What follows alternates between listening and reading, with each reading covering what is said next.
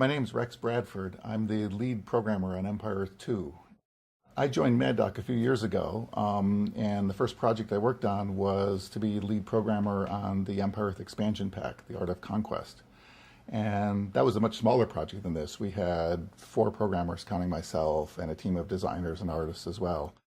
I think I'm one of the grandfathers of the computer game business. I got my start in 1981, working for Parker Brothers, programming the Empire Strikes Back video game cartridge for the old Atari system. And that was quite a different era from the one we're in now. It's been great fun to both watch the industry grow and to participate in it. In a large project like this, it's inevitable that people's roles change, and particularly mine, as the life cycle of the project changes. Like most projects, we had a much smaller team at the very beginning of the project. My role at that point was to help spec out how we were going to do this game from scratch. We're in beta now. My role has been mostly to keep the communication flowing and to assign bugs to people and to track those bugs and basically get us to the finish line on this game.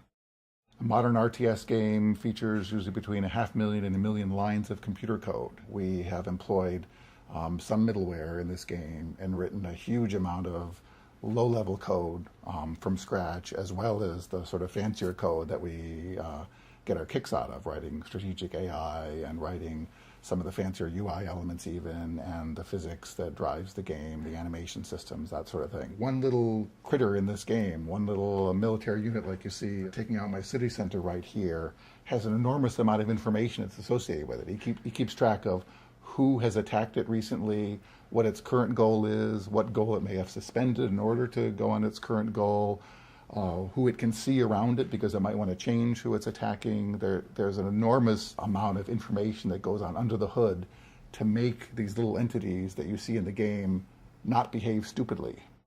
One of the challenges is getting a game that's balanced well. We have 15 epochs of play with a variety of mounted units, vehicles, air units, boats. One of the tools we developed to help grapple with that is what we call the auto balancer. And this allows us to have computers automatically run a huge array of variety of simulated battles and log out detailed information for what happened in those, which the designers can then use to change the stats. And without some sophisticated tools written specifically just for balancing the game, we would not be able to polish it to the extent that it's being polished. Rated T for Teen.